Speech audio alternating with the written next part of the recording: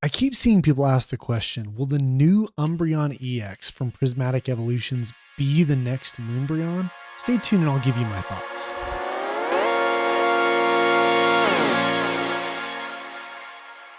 So if you're brand new to this hobby, you might not know what I'm talking about when I say Moonbreon. So let me bring you up to speed.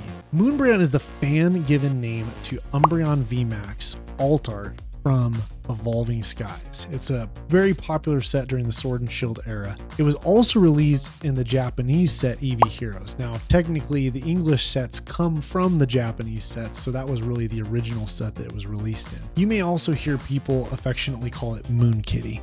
It's one of the most iconic Pokemon cards of all time and is deemed by many to be the chase card of the modern Pokemon era. Despite there likely being tens to hundreds of thousands of these cards printed, the price of this thing has absolutely skyrocketed since its release in 2021.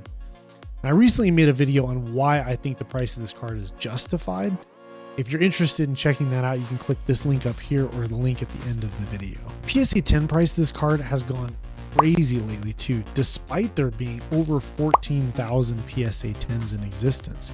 Compared to many vintage cards, this population is quite high. For instance, base set Charizard from the 1999 WotC era has less than 500 PSA 10s for the unlimited print of the card and less than 150 PSA 10s for the first edition print of the card. So Moonbreon's PSA 10 population is over 20 times that of the base set Charizard, which has long-standing been the face of the hobby. This has caused a lot of vintage enthusiasts to claim that these modern cards are overprinted and will never hold much value. But the high prices of this card show that there is incredible demand for this card. Recently, I saw a video interviewing kids at a card show asking if they wanted a Pikachu card that they were unfamiliar with or the Umbreon. Now, the Pikachu card was a 5-figure trophy card. The kids did not know that it was that rare or that expensive.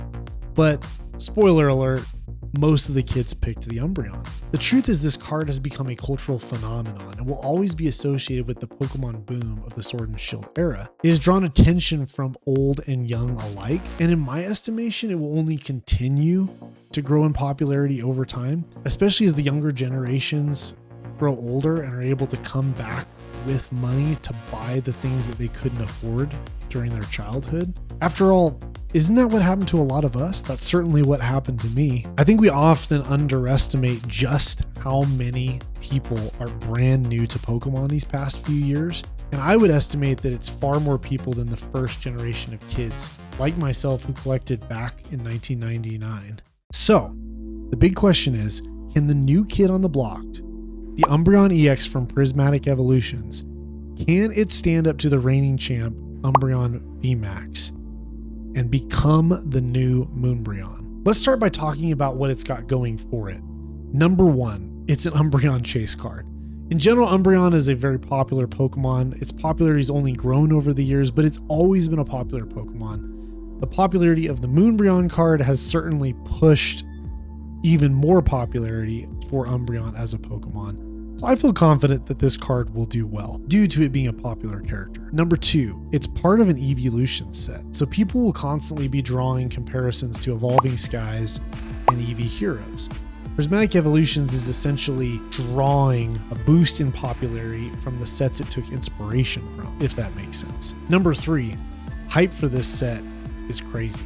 Already before release, the Prismatic Evolution has just gone bonkers. ETBs are pre-ordering for over $100 a piece. Keep in mind, ETBs normally sell for $50 or less retail, and they only have 9 packs. That means that these pre-order ETBs, the pack price is over $11 per pack, which is just crazy. The set started blasting off to the moon shortly after the leaks of the Evolution SIRs were reported, and Umbreon EX was highly discussed after these leaks. Never underestimate the power of hype to propel a card and generate more interest in it. Humans are always drawn to value and things going up in value, but be careful, because just because something is going up and getting hyped and everyone's excited about it right now doesn't mean it will carry long-term popularity. The most classic example that I can think of this, and that a lot of people talk about, is the Rainbow Pikachu VMAX from Vivid Voltage. that card had enormous prices when it first released and everyone was chasing it, and that card has plummeted in value and never recovered. Now, it's possible that in a very far distant future it may recover eventually, but overall it hasn't been a great card to hold on to value wise. So tides can shift. People are fickle in this hobby a lot of times, and they chase popularity, and popularity changes and hype changes over time. So be very careful buying these at elevated prices when they come out. I would suggest that you wait until the set has been out for a while, until more print runs come, until more singles hit the market, and until people are chasing the next new big thing. I'll be giving more tips for when to buy singles relative to set releases, and trying to kind of dive into some of that data. So if you're interested in that, hit the subscribe button, hit that notification bell so you can be alerted when that video drops. Now, is all of this enough to make it the next Moonbreon? My answer is a strong no, but wait, before you click off the video, hear me out. Let me give my reasons why. Number one, in my opinion, the artwork on this card just doesn't hold a candle to the Umbreon VMAX. This card almost looks like a tarot card, and it kind of has like a circus type look to it. I don't mean to say that it's poorly illustrated. It's obviously very intricate, obviously very well illustrated, and I don't doubt that it will be a desirable card to many people.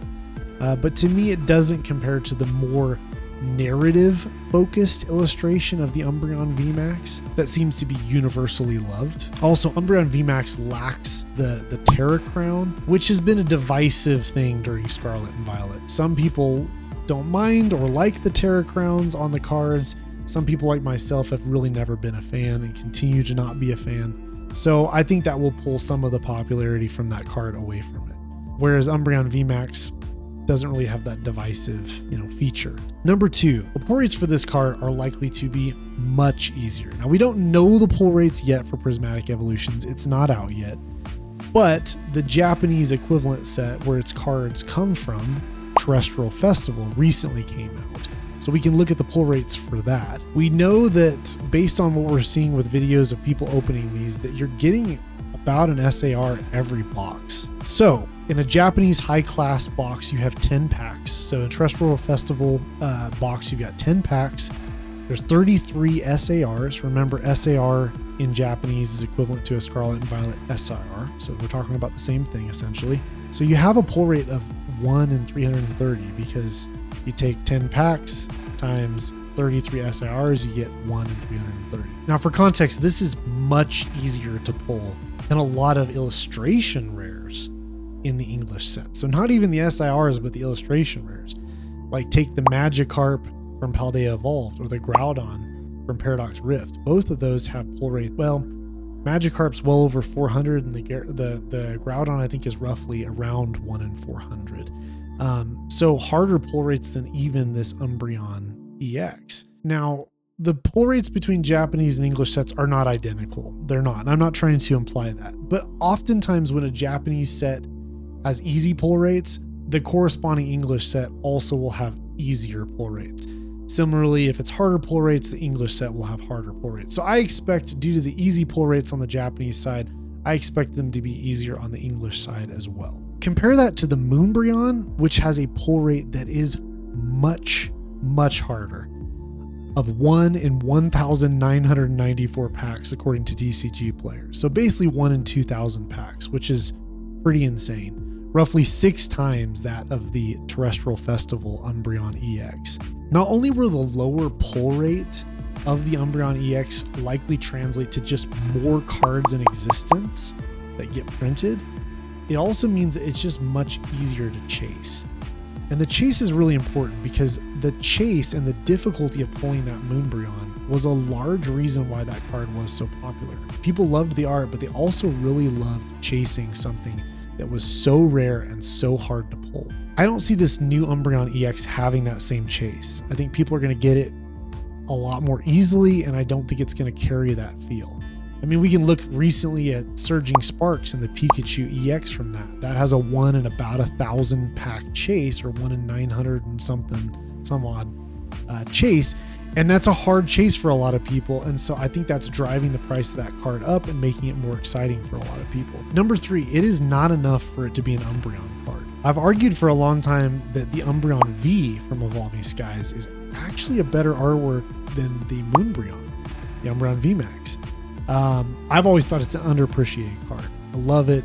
Umbreon perched on that little wall looking down at his enemies that are like, you know, looking up at him. It's just a really cool card. I've always loved it. I think the art is beautiful. And yet the price of that card and the cultural significance don't come close to Moonbreon. So it's clearly not enough for it to just be an Umbreon card. And that card's even in an Evolutions themed set. It's in Evolving Skies with Umbreon VMAX. So it's got all the things going for it. It still has very hard pull rates of 1 in 1,000 packs, but that's about twice as easy as it is to pull the Moonbreon. So that probably factors into it a decent amount, I would say, as well. So those are my reasons why I don't think Umbreon EX from Prismatic Evolutions will ever be the next Moonbreon.